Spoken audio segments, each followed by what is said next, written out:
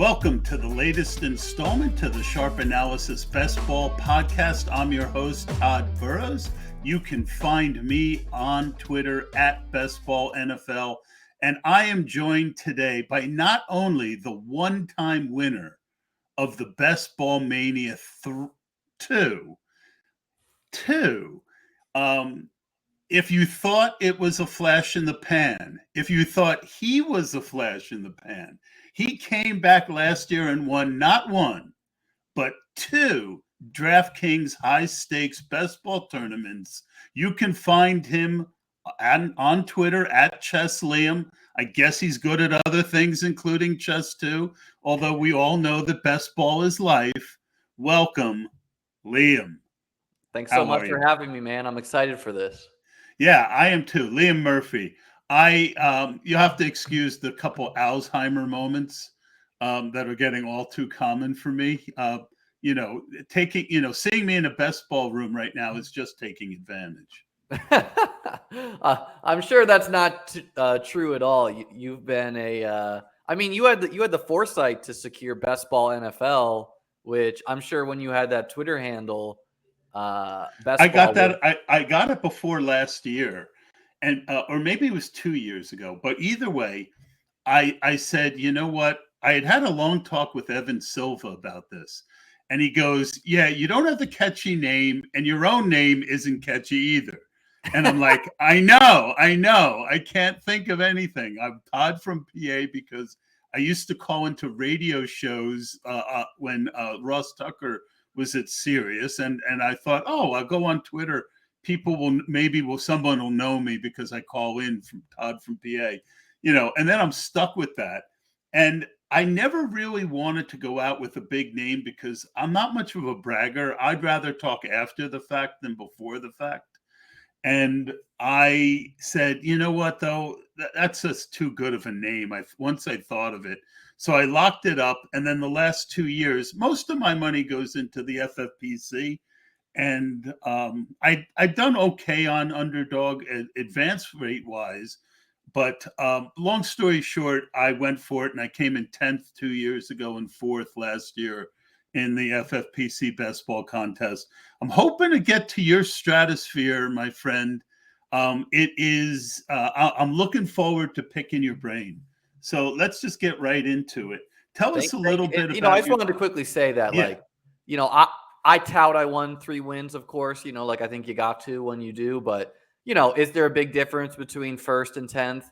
Probably not in most tournaments, right? No. So if you're landing shots on target, getting in finals, even you could be the best ball player in the world and not even make a final one year. So, I do think I'm a good player, but I also think I'm fortunate, as is anyone who survives in tough gambling spaces like best ball, like poker, etc. Yeah, I really, we had a little bit of a kerfluffle. Most of it was my fault because you made one comment I didn't like, and I guess I was a little jealous that you won. I thought you were a flash in the pan. So I was really talking to myself at the beginning of the pod at first, but I take a lot of pride in the fact that I'm always open to people proving who they are. And you quickly, once I actually started following you and got out of that one thread that was like sticky paper, I saw you knew your stuff, right? And we can disagree on certain things. The reason I play FFPC is because it's more to my core competency. If you advance, you get $300. So if you get a good advance rate, you're really on your way to at least breaking even. And there still is a really good prize up top. That fits the way I play more. But I also want to, wake up on week 17 with that little underdog present under the tree or DraftKings present under the tree and have a shot. So I did get a couple teams into the final. I got one team into the final last year. It didn't come through in one of the smaller contests, but I still got a long way to go with Underdog. And let's get into this. So tell us a little bit about yourself and tell us a little bit about your process that got you the Underdog Championship 2 years ago. Sure. Real quick, I just wanted to, just to touch. I remember that thread, and I think I joke around on Twitter. I think I made a I think I made a joke and someone wasn't responding to it well, and It was more about Gabe Davis. it was about We, Gabe we we Davis, had a fight over Gabe Davis which is because it. you It kind of ties touted into him, but he wasn't in your final lineup, and and me and my too cool for school high stakes friends, so well, it was I made stupid. the joke that someone was being results oriented, and I was like, well, the results proved I was the best, which that was a joke, to be clear. Like Well, I was and I being did not get that sarcastic. at the time. And we all have our weaknesses, and my weakness is when I think someone's being arrogant, I have a hard time with it. And Sure. I've also, gone through some personal things the last few years. So, I've been apologizing to a number of people in the last couple months because I finally, after my divorce, start feeling like myself again. It's been a couple years, and I know I was really short tempered for a while. So, Well, credit to you. I think, anyone who's good at gambling or best ball, myself and, I think I'm good at this too, is like we should be able to take voices from other sides, even when people, I read the opinions of people I don't always like what they say day to day, like because if I think they either move a market, like they have people that listen to them or what have you. So yeah, back to your question. well, before you do that, now I've got to say All right, something. yeah, it's your show. I mean, I really feel like the area that I continue to need to, like, I'm 60 years old, right? As you get older, it is harder and harder to be.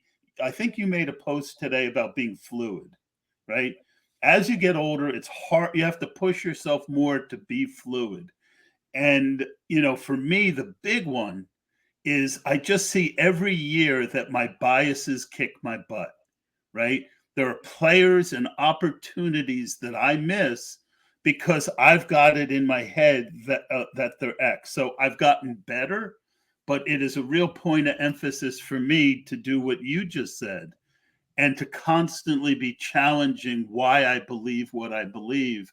Because if you have the truth, you don't need to be sensitive about being questioned about it. And that reminds me, I used to be a chess teacher, and teaching children was easy, right? Children, they don't have ego about learning. But one year I was a chess teacher, and I'm a pretty strong chess player. I'm like 2000. What's your number? I'm like 2000 rated, so like That's that, really good.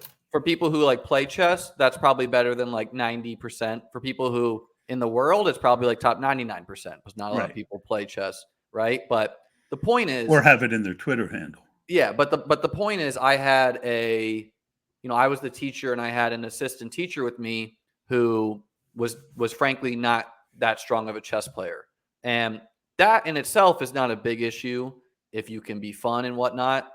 But it became a bit of an issue is because he was older than me, this teacher, and he didn't want he was worse than the children, frankly, at playing chess because my kids were really good, and he didn't want to listen.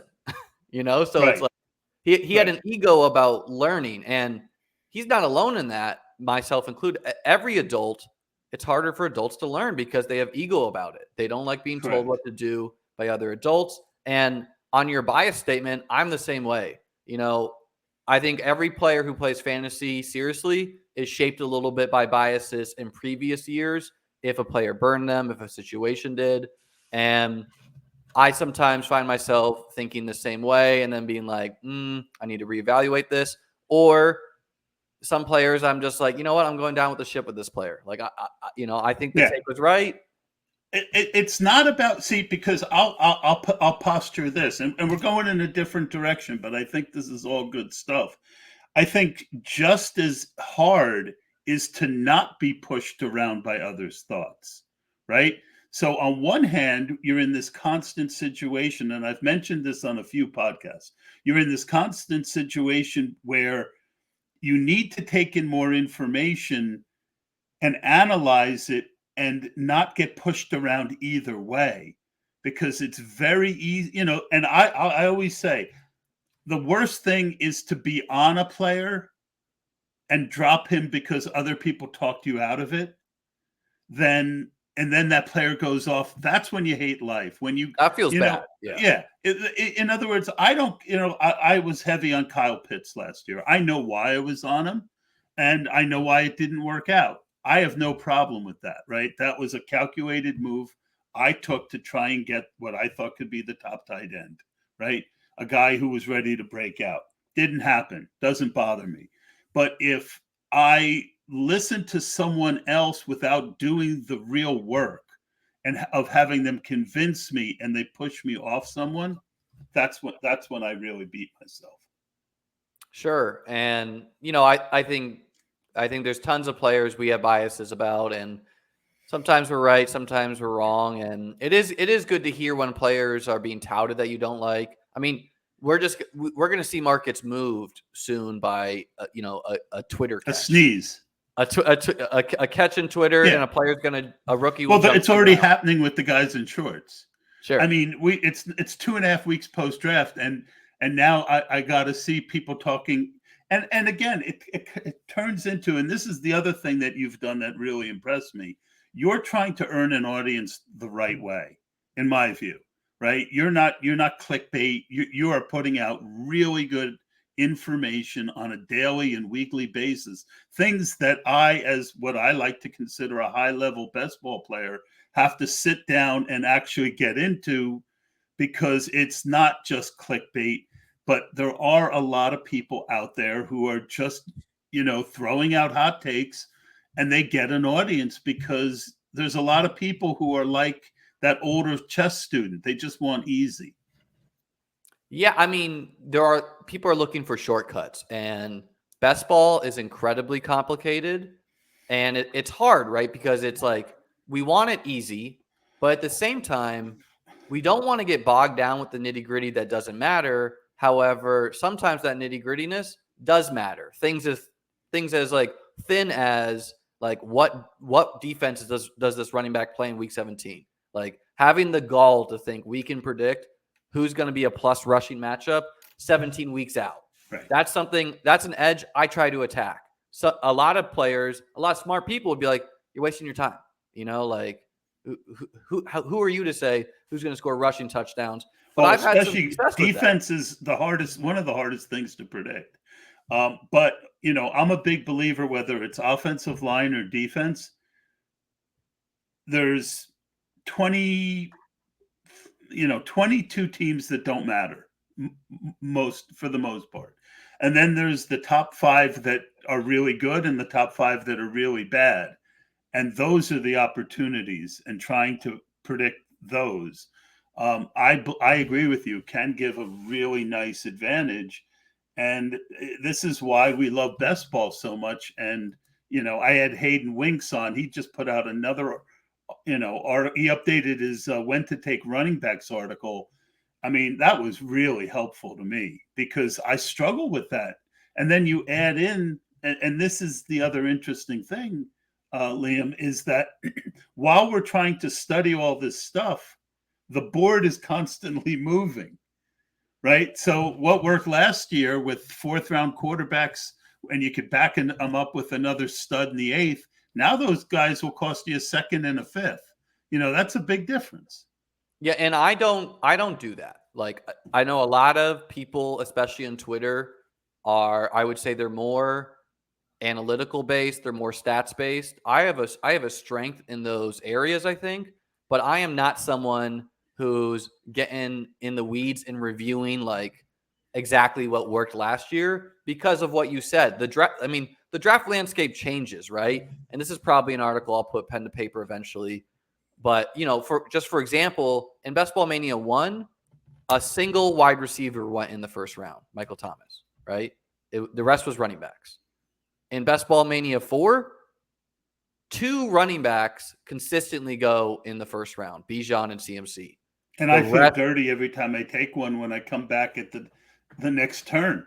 Yeah. And it's not only like the changing of the NFL, the draft landscape, but it's also trying to predict how the NFL itself is changing, which is like true galaxy brainy, right? Like this is like being like, no, this team is going to change the formation it runs. or no.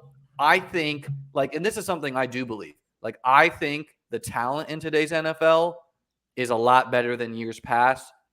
If you, through the lens of fantasy football, at least, like, I'm not going to sit here and be like CJ Stroud is better than Ben Roethlisberger. But what I will say is, like, these types of players, these CJ Strouds, these Bryce Youngs, whatever, these like young quarterbacks, is like when these are some of the quote unquote worst quarterbacks in the NFL compared to, call it, the Tom Brady era, when he was facing like Ben Roethlisberger and Philip Rivers and Matt Ryan's, like, known statue guys. Like, the NFL is changing, and so are the athletes, and so are the schemes run.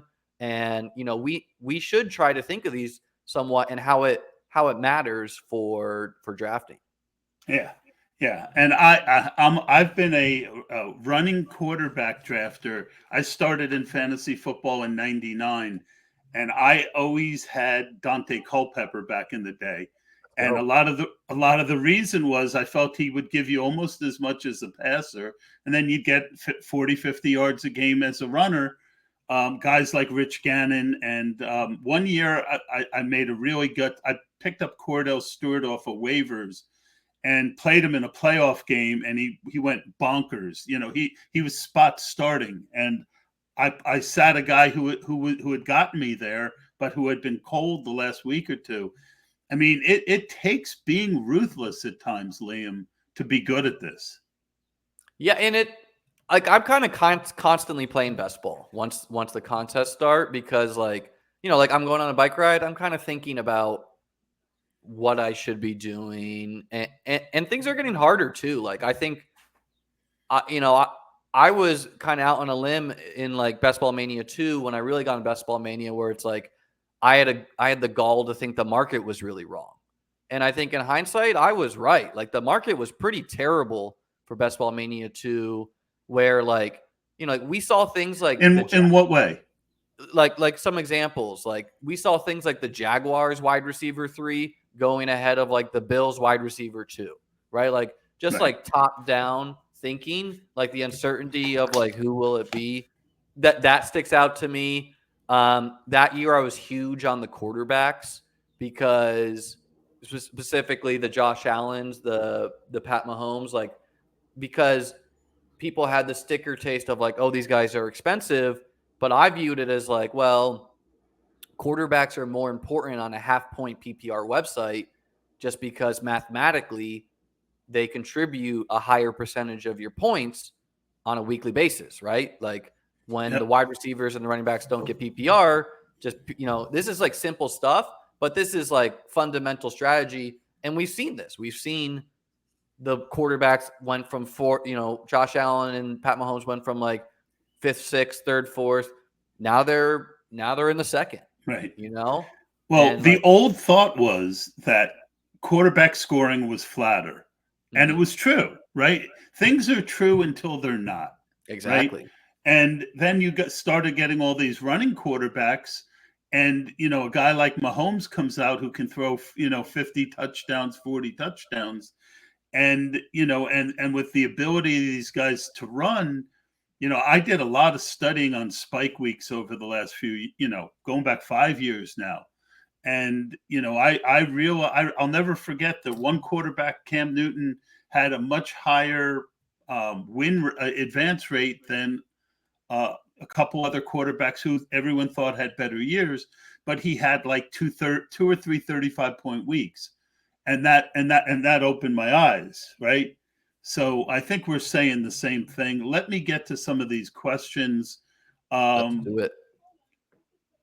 All right. So let's start with the hottest news on the market, which is the schedule coming out. We talk about week 17. I don't even think we need to argue how important it is anymore. No. I think it's less important on a place like FFPC, where I'm playing against 70 people in a final versus 450. But I mean, well, let me rephrase that. It's still important. It's a matter of how much you give up. I'm willing to move up less to get it in a situation like that. I mean, the question is like, how big is the finals? How top heavy is it? That's the important. Correct. Well, but yeah. No, go ahead, and then I'll say. Yeah. And so, what are your favorite matchups for Week 17? I think the big three chalk, if you would, should be. I mean, obvious. Like if we're talking. Well, first off, I think we should talk about how I think about Week 17 because I think Yeah, the yeah. way I let that get away from me. Go ahead.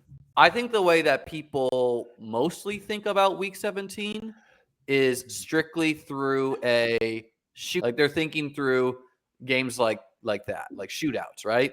But I think people need to realize that what can also happen, especially when a good offense faces a bad team, or even when a good offense faces another good offense, is that one of those offenses could consistently win or the defense could get a turnover. And all of a sudden, a week 17 game stack, you just want players from a singular team. Like if the Bengals have the ball 50 minutes against the Chiefs somehow because they just they get out there, score, throw a couple quick scores, get a turnover. All of a sudden, you don't need this Chiefs bring back. So I do these bringbacks, and I think the chalk from like a potential shootout back and forth affair would be obviously Chiefs Bengals is 1. 2 for me is Ravens Dolphins. I just can't get the Ravens Dolphins game of last year out of my brain where that game went like every player was scoring left and right. Now the Ravens defense might be a little bit better, but at the same time you got the Dolphins offense who's like the fastest offense in football against a competent Ravens team who I'm much more excited about their offense with their new OC and Lamar. So I think that game is 2, maybe even 1 for me. And then I think the third chalk game would be Lions Cowboys from a shootout affair. The Cowboys do have a good defense. The Lions invested a lot in their defense, but 2 good offenses. And then 4 and 5 for me is the 4 and 5 for me is not a back and forth affair. It's the Cardinals beat the shit out of the Eagles beat the shit out of the Cardinals, and the Bills beat the shit out of the Patriots. And those make sense, right? 2 elite offenses just destroying bad teams. Could be facing quarterbacks like Mac Jones and David Blau for who knows who's the Cardinals starter will be by then. But these are teams who could turn the ball over or punt a lot. And all of a sudden, all the Bills and Eagles players are scoring. Maybe the quarterback gets pulled in the fourth, whatever. But, And you feel less of a need to have a bring back in those exactly. situations. I feel right? no need for a bring back. And the game that I wrote an article and you named 3 of the 4 games that I mentioned because I was more looking at game stacks. The fourth one was so there's a couple things we look at. We look at the weather, right? We want in general if you want great offenses in a dome against the bad. There's certain things that you want. The one that I liked was Houston and Tennessee. And I think it's because you've got 2 bad defenses, possibly, and a lot of really talented rookies who are going to be getting a chance to show what they can do, right? I'm huge on Tajay Spears. I mean that's going to be my highest owned running back as long as he's back where he is. I think he's going to have a great floor at his current ADP. I think he's going to play more than people think. I think he's going to be really good. I think the price on him, here's my prediction. The price on him is going to be up 4 rounds by the time we get through the first preseason game. I think. Go ahead. I agree with you. Houston Titans is like, this is a game that some people largely ignore. They're like, gross offenses. But it feels like to me similar to 2 years ago, Lions Seahawks, last year, Jags Texans. Like these are games I target too. I used to, last year I'm wrong sometimes, right? Like everyone's wrong. That's why we play volume Seahawks, so we could try different things. Yeah, I thought Jets Seahawks would be 2 bad defenses. Obviously, the Jets defense was great, but it feels like those types of games where it's like, it's easy to play offense in the NFL compared to defense, and if these offenses can be anything, the Titans and Texans could be some of the worst defense in the NFL. So I agree with you. These are pieces I try to cheap stack as well for Week 17. Like I'll have Week 17 game stacks of every game, here and there. All right. So let's follow up on something else. does the fact that underdog has 1/3 of the prize money for the regular season change the way you look at this year's BBM and how? And does it dampen your enthusiasm a bit for the tournament? I'll say this. One, enthusiasm's not dampened at all. Like, I like the top heavy. I got zero issues with the 3 mil to first. I think that's how it should be. That's people should realize that Best Ball Mania 4 is largely, like a marketing contest. It's a contest to grow the space. Casual players, like dudes who are in one home league or girls in one home league, they're attracted to the $3 million first prize. So is like someone like me. Like, we're all there to dream for those types of Right. top heavy prizes. I think most people should not be firing 100 entries, 150 entries if they're trying to target a positive ROI from the season, just how top heavy it is. Are there things I would have changed about the contest? Yes.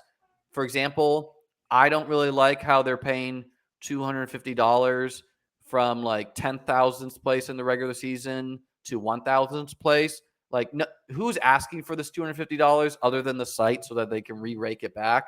And that's $2.2 million you could have spread out over the finals, so it's not as top heavy as it is. And but at the end of the day, it's like, no excuses. We all know what the contest rules are. So if you don't like the contest rules, don't play the contest. I don't like to see these people on Twitter come like week 14, week 15, week 16 when they get bounced out and they're just complaining. And it's like, I'm sorry, but the rules were there. Do your research, find a contest that suits your strengths. Don't enter it, play it, and then go complain. That's my philosophy on it. Yeah, I had a team that was 63rd in the regular season last year. It was a Mahomes Burrow team, and it didn't make it to the semi to the it made it didn't get out of week 16. But I would have liked some money for that team. I do think there's some strategies. Um, if you want to be contrarian, and I think my way of looking at this, and you give me your thoughts, is I was going for regular season before I knew when the bye weeks were. Before, I was trying to build teams that I think could overload before we got all that information, right? Now, I don't know how I can't think of too many ways. I really feel like high regular season scores are much harder to grasp than building teams that advance. You're I'm with you 100%. Like, I think playing for the regular season first place prize is hard to do because what does it come down to? It comes down to last year, did you draft Josh Jacobs? Period. Right? Like, right. and so that is not as skilled as an endeavor to me as thinking through the strategies of advancing through the finals and scoring high points in the finals. Like, it's just not that skilled to be like, I drafted healthy players and I got the Josh Jacobs. Now, is it possible that someone was out there and they were like, they just knew in their hearts of hearts Josh Jacobs was like a 350 point player? Yeah, that's not really me, So it's like, there's different things I think you can try for the regular season prize. I think I'm just going. It's kind of how I view. It's why I build mostly for week 17 and not week 16 and 15. Is like, I'm just going to get lucky sometimes or do the right things, and I'm going to contend for this regular season prize. But I'm mainly building with winning the contest in mind because that's where most of the money is. And I know Justin, who we're going to have next week, feels the same way. Yeah, week 15. Last year, I didn't worry about week 15 at all. I figured there's a lot of injured teams in week 15. They got out of the regular season, they're injured, and it's a 1 in 10 shot. I'll take my chances, right? Sure. I'm not going to waste one thought because when you're drafting, especially lives, there's a million things going in your head. I didn't want to spend 1 second thinking about week 15. Week 16, I would use as a secondary correlation because it is important to get to that week 17, right? You want to have a little bit of a plan. But, I feel like now with both of the 15 and 16 being 1 in 16 shots, I don't even want to think about week 16 this year. It's just too random.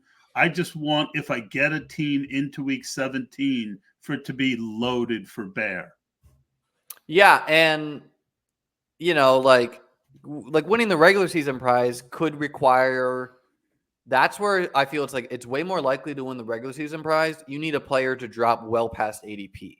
I don't feel the same way for winning the week 17 tournament. Like that by itself is not going to win you the regular season. But if you got a Jamar Chase and Justin Jefferson start, just as an example, obviously you can't get that start. Like that's going to win the regular season. It's like, great. How did you plan for that? Other drafters just drafted bad. That's not a plan, right? That's just you taking advantage I agree. of a circumstance. Whereas like thinking through the week 17 and, again, like I am aware of fantasy schedules, fantasy playoff schedules I like. Like some teams I think have favorable matchups week 15, 16, and 17. So it's like, sure, great when I can do that. But generally those are going to be good offenses anyway. So it's like, and even now with the schedule, I don't build every single team with a lot of week 17 bringbacks. Because again, it can be week 17 correlation just to have two players from the same team and say that's the team that scores the touchdowns that day and the other team has a bad day. Like that can be that we see that in the NFL all the time.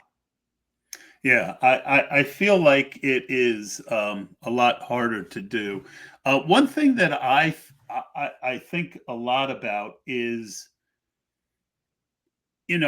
people think about week 17 and correlation only as regards to the quarterbacks. I like stacking up players from other week 17 games again as a tiebreaker, right? If there's four guys on the clock, you and I both know with 150 teams, I mean, I'm going to have less exposure on players than I think you do. I think you have more of a risk tolerance than I do. But either way, we're on the clock. There's four or five guys that we have very close to each other. If I can stack a week 17 guy with someone that's already on my roster, I do it, because I think you were talking about your Amon St. Brown. That wasn't one of your main stacks, right? It was an Amon-Ra Rashad Penny mini stack. Right. Yeah. And I've always been a big believer in those. And I think people shouldn't forget to try and add those, because that's a DFS strategy.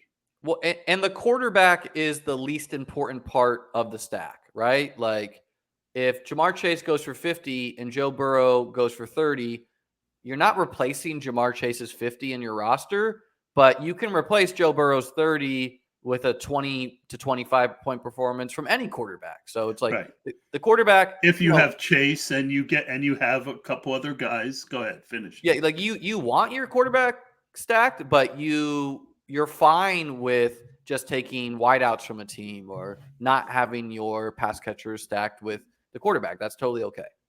Yeah, and I don't like overpaying for non-mobile quarterbacks. I have a hard time with Joe Burrow right now.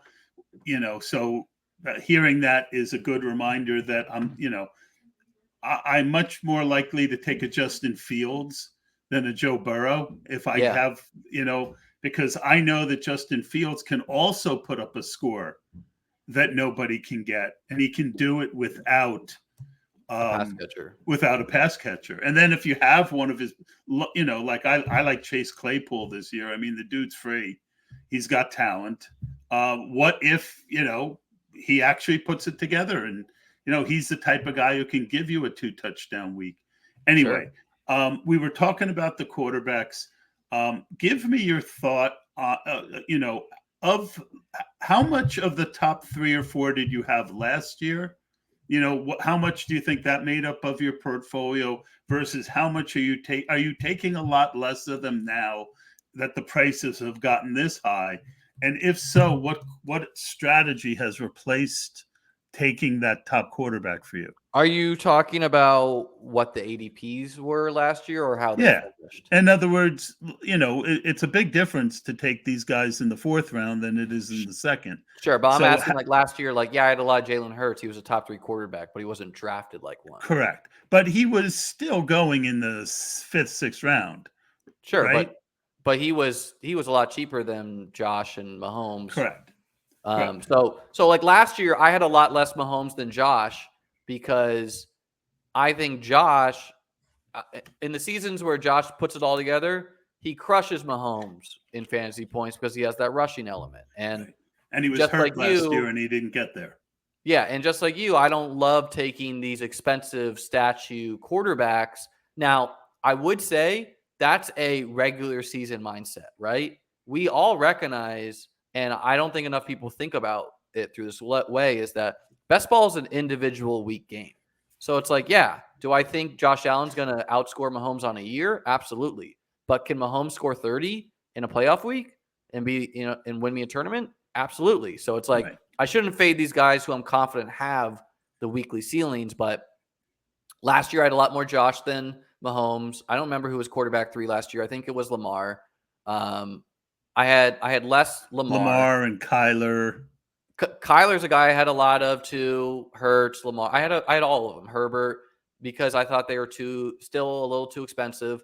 And the bet's not that thin. It's like you just need the skill player you take to score close enough to the skill player you faded because you took the elite quarterback. But this year's a totally different conversation in many ways. One, the quarterbacks are more expensive than last year. Now, I will say this isn't the first time we've seen this, actually. In Best Ball Mania 1 days, so 2020, Lamar and Mahomes were second-round picks, sometimes 1-2 turn picks because they had a good year the year before. How did they do that year? Terrible, because Josh Allen was going after Matt Ryan and Lamar got hurt too. But this year, I will take some Hurts. I'll take some Josh, recognizing that there are quarterbacks in the market that are going to match the performances of these dudes season long, right? Like Justin Fields is out there, Lamar's out there, Joe Burrow's out there. So there are quarterbacks. Herbert's kind of sneaky this year. Herbert, maybe Anthony Richardson. There's guys out there that could maybe match what these guys do, but I'm still confident that these guys are the guys who are going to give me 30-point performances, 40-point, in Hurts' case, maybe even 50-point performances if it's the right matchup. I'm less likely to take Mahomes unless I took Kelsey. Again, it's the statue quarterback thing. And I do both. I take the elite guys, but I also think there's a lot of quarterbacks to like this year that are cheap. Guys that have rushing profiles that are cheap, that we are uncertain if they are playing in the NFL at all this year, in Trey Lance's case and Sam Howell's case. But like if they do, they could be kind of like poor man's Justin Fields. We'll leave the site. It was FFPC 20th round. Me and my partner had taken Burks and Chig.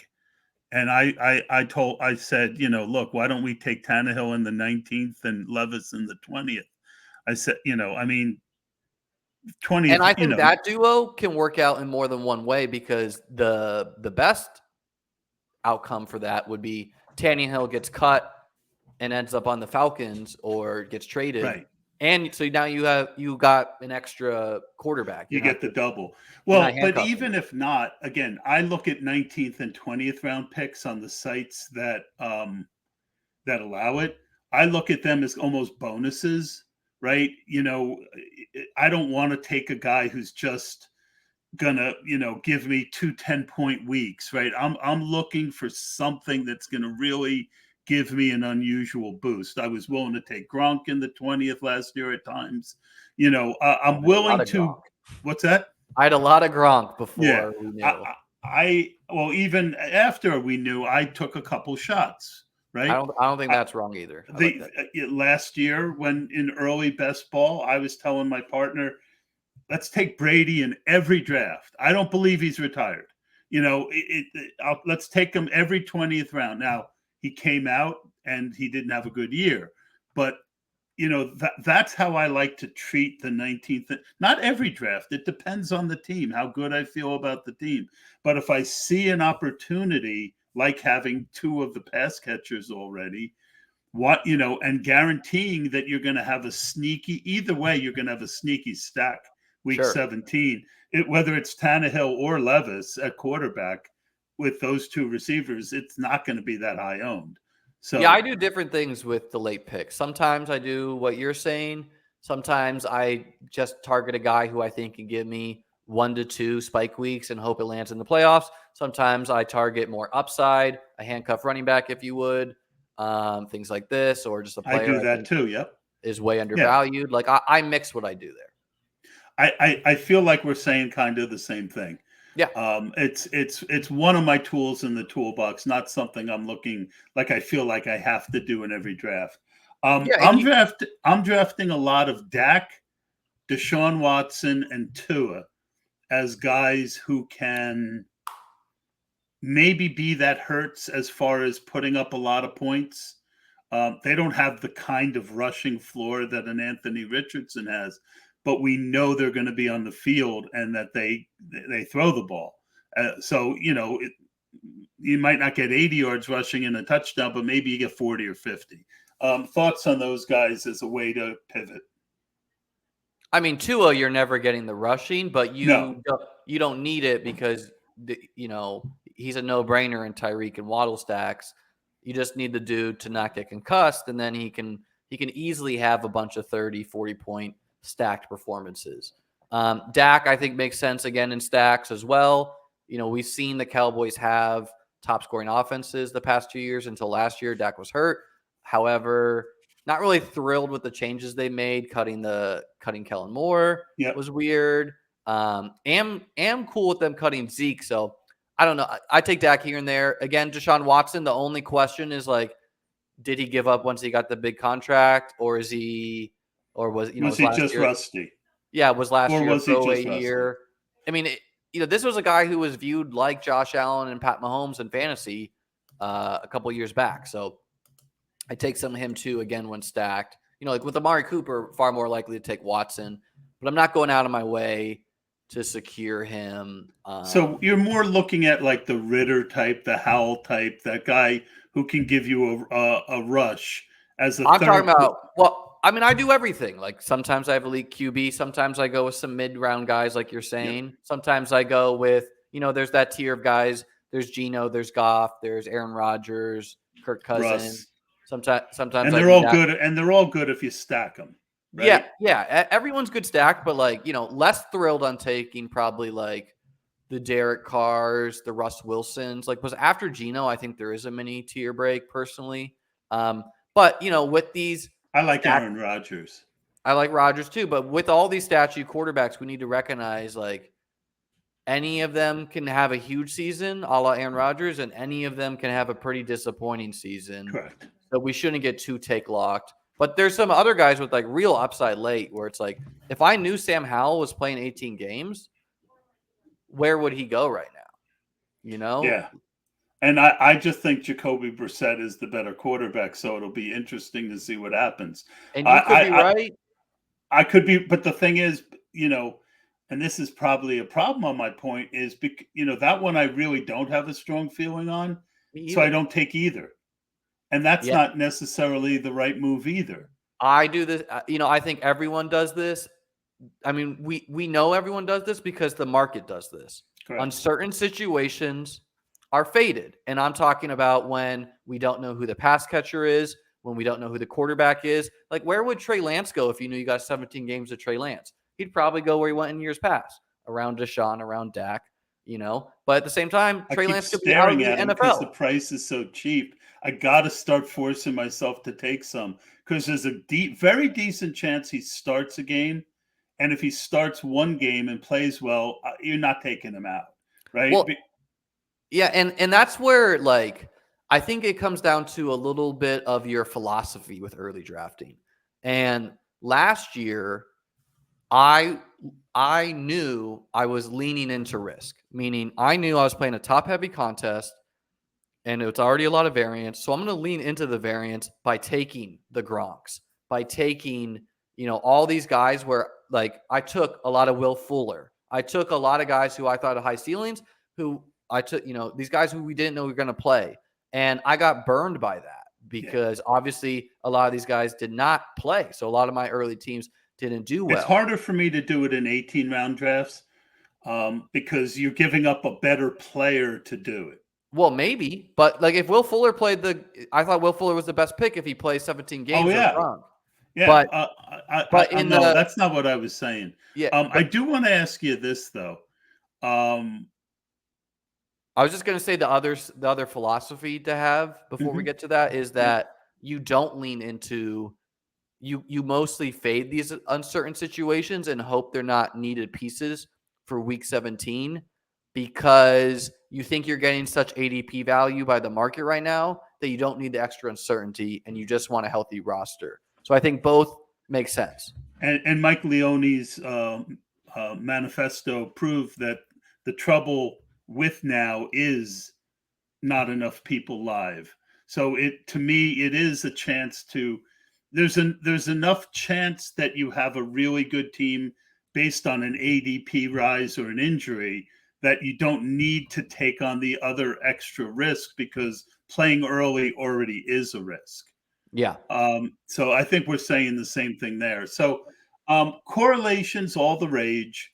Um, my question for you is by part of the draft, how much value are like are you willing to drop half a tier early to for correlation? Like if you had Jonathan Taylor in the first round and you had Garrett Wilson ahead of Devontae Adams, but it was close enough, would you take Devontae Adams for the correlation? Do that for the early part of the draft, the late single digits and the double digit rounds. How much are you, because ADP is important and correlation is important, how much are you willing to reach to get your correlations? I do both. Sometimes I pretty strictly market draft and don't want to reach too much if I really believe in the value of the player or the tiers of players. Other times I just try to build in my week 17 game stacks and build around it, knowing I'm going to get some uniqueness. So I do both at all pockets of the draft. It really kind of depends. But I think like good advice for anyone out there trying to implement a strategy is don't wildly reach for week 17 game stacks. Just thinking like that's all that matters. Because that's where all the money is. But you got to get there. So you got to have a good team. And like the example you gave, like Devontae Adams versus JT or in Garrett Wilson. Garrett Wilson, like that is nothing to me because it's like it's one pick, right? So like I would never be so hard and fast with my ranks that I'm like, oh no, I can't do this, right? Like it's like a range I of agree. players. I'm much more no, I don't want every one of my JT teams to have Devontae Adams. Me You either. got to you can't go too crazy, but if I'm going to have 12, JTs, and Devontae Adams is sitting there every time with three or four other guys that I like Amon Ra. There's a few others. I'm going to lean into that correlation maybe 50% of the time, maybe 40%, and the rest mix it up because as you know from playing DFS, it's that mixing action. We don't know what the final result's going to be. But we want to make all our teams to have a better than average dice roll in that last round. Yeah, and I think a good rule of thumb is like the later you are in the draft, the more okay it is to reach for your stack or reach for your correlation because you're not, the opportunity cost is lower. All right. We got about 5 minutes, and I want to pick your brain a little bit about DraftKings. I've played DFS on DraftKings for years. I know the rules. I have not played best ball there. Explain to me and to our listeners transitioning from underdog, besides the obvious half PPR to PPR. Explain how your thoughts change when you click on that DraftKings board versus an underdog. Well, I would say, I mean, and let's talk about the DraftKings $10 Millie Maker because I think that's what most people would be playing, and like And the I high think that's a very good contest. and I think it's the high stakes acts differently. So I would say for that contest, you should know not only that's PPR, but people that play DFS on DraftKings also knows there are 3-point bonuses for Correct. 300 passing yards, 100 rushing yards, 100 receiving yards. Um, I wouldn't say like I have like a different mindset. Like historically, I'm okay fading players on a site and getting my exposure on a different site, If right? the Like ADP is better.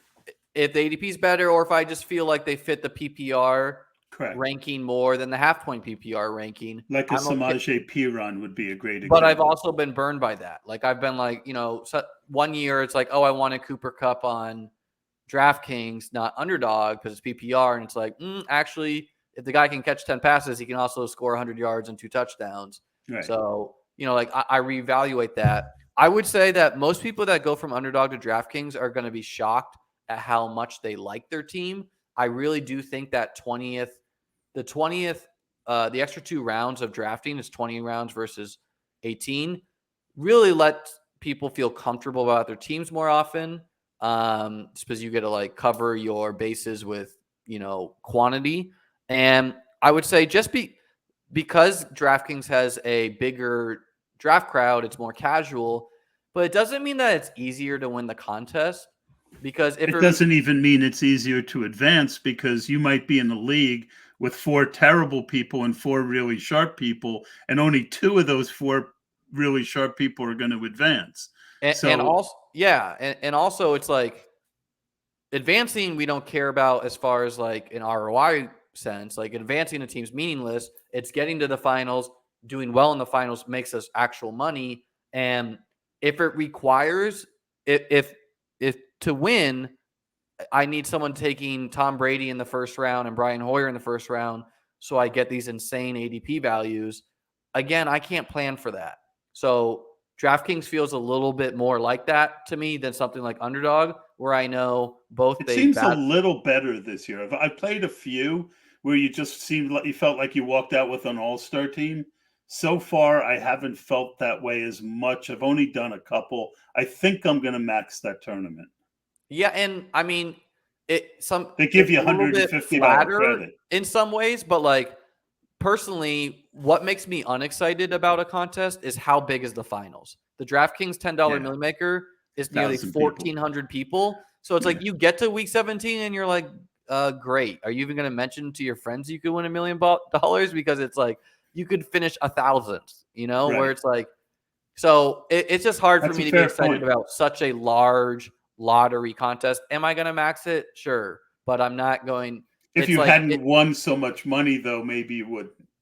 Well, yeah. I mean, based on that, for sure. Yeah. I mean, I probably want to be in the lottery, and I think that's why people should consider like, maybe do one high stakes draft rather than $10 ones. Is something people should consider, but it really just depends on like, do they want entertainment or do they want quantity of teams? Do they want to actually make money? What's your goals? What do you think is an offense that is under the radar that we could be talking about next year? 2 years ago it was the Bengals. Is there an offense or two that you look at and say, "Man, there's a lot of young talent there. I think this could be a good team to bet on that people are sleeping on." I'm gonna need some parameters to help me out here. Like, give me like how late does their quarterback have to go in the draft? That doesn't matter as long as the overall value is good for a stack. So, Okay, well, are I you would say asking? Because the here's an easy Chicago one. Fields goes early, but all his weapons are so cheap that Sure. I would. There's still a lot of people out there who don't believe in that offense, so I would say they count. Okay, well, like, what about? I'll give you a couple. Like the Ravens to me could be like the Eagles were last year, Hmm. where like we see that leap with a better OC, with them running the ball less, where it's like a lot like, and it's uncertain how it's gonna go between Zay and Bateman and OBJ.